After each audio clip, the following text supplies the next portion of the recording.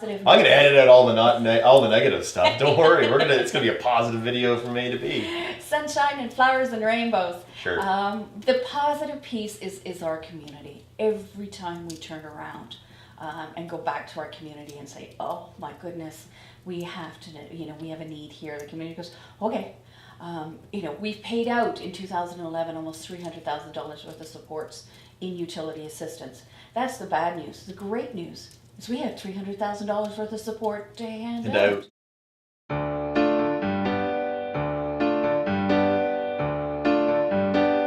The 211 campaign, you want to talk sort of briefly about that one as well? 211 is an amazing piece, and they're really the central point of our disaster protocol as well. 211 is a phone number.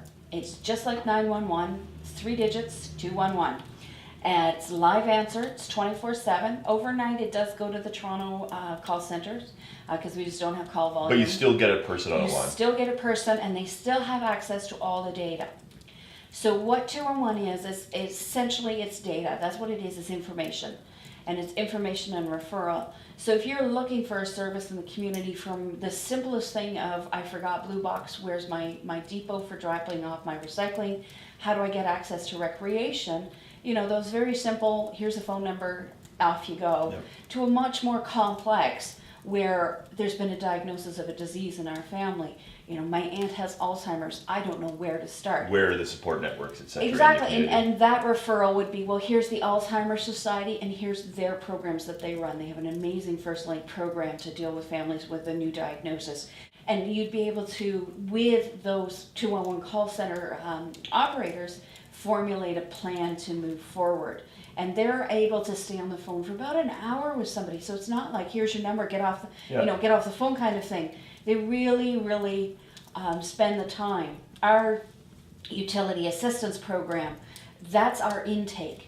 Because we know if somebody's calling us about being behind on the utilities, they may not have a lot of food. Yep. They may be in a housing situation.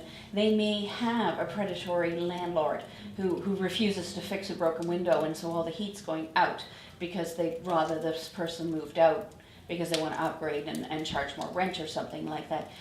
All those situations. So we have our intake done by 211 because then they have the full conversation.